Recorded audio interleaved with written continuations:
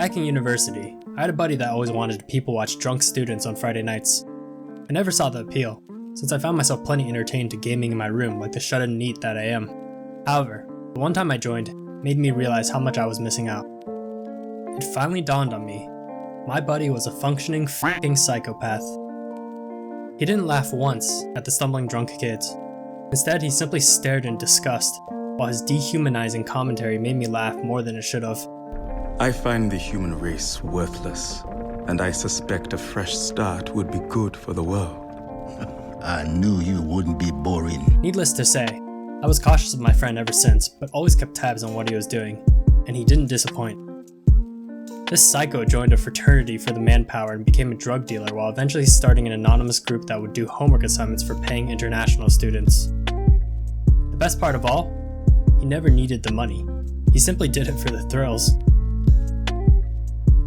Unlike boring politicians and corporations motivated by money, there's something fascinating about psychopaths that make them stand out in a crowd of villains.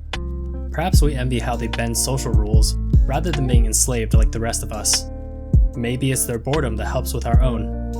Whatever the reason, psychopaths make for fascinating but dangerous characters, which is why I don't recommend befriending one. However, I do recommend you watch an anime that is filled with them. Akudama Drive is an action-packed story about 7 psychopaths hired by an unknown benefactor. Tasked with an impossible set of missions, the actions of the psychopaths eventually culminate into a meteoric bloodbath, with Kansai as the epicenter. There are futuristic themes of social inequality, totalitarian governments, and monolithic justice systems. However, all of those take a back seat to the hyper-stylized action of the show and insane character interactions. Similar to Suicide Squad, the main draw of Akudama Drive revolves around fast-paced action sequences complemented by amusing banter between the cast of deviants. It's best to take the show as it unfolds, however the sci-fi mystery elements may surprise you when you least expect it. Regardless, the characters of the show primarily drive the plot forward through interesting quirks and interactions.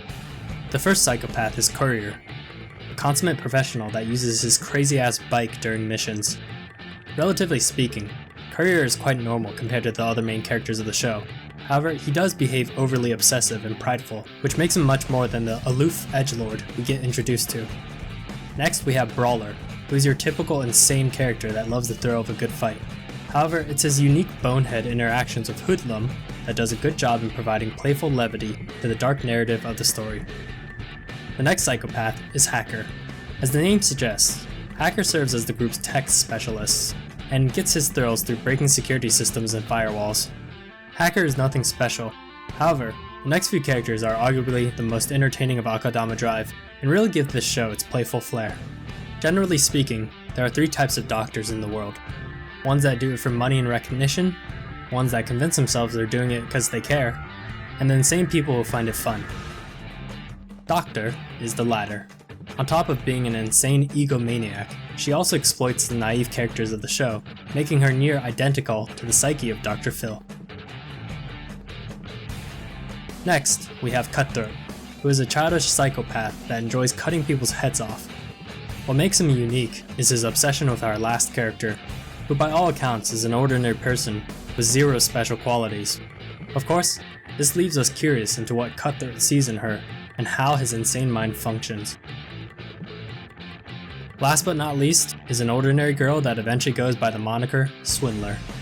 By all accounts, Swindler is a blank slate the viewer imprints on as she unintentionally gets dragged outside of her element with all these psychopaths.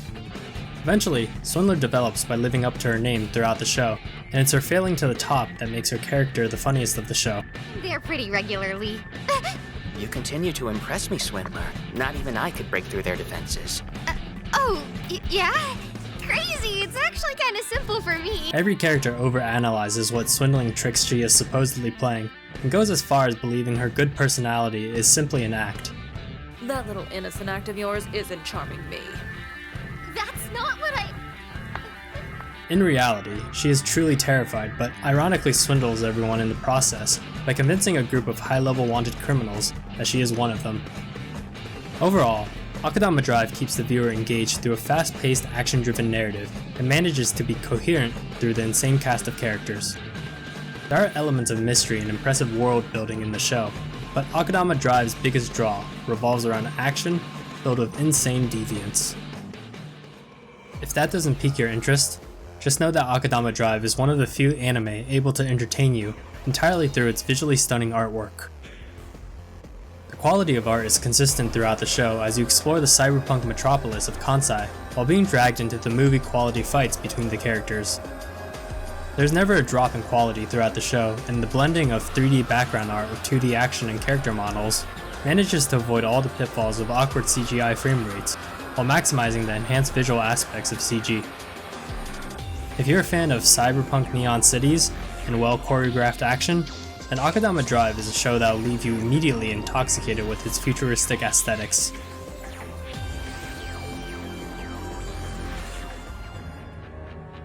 Akudama Drive is a show that entices the viewer with its well choreographed action, psychotic cast of characters, and visually stunning depictions of a futuristic cyberpunk world.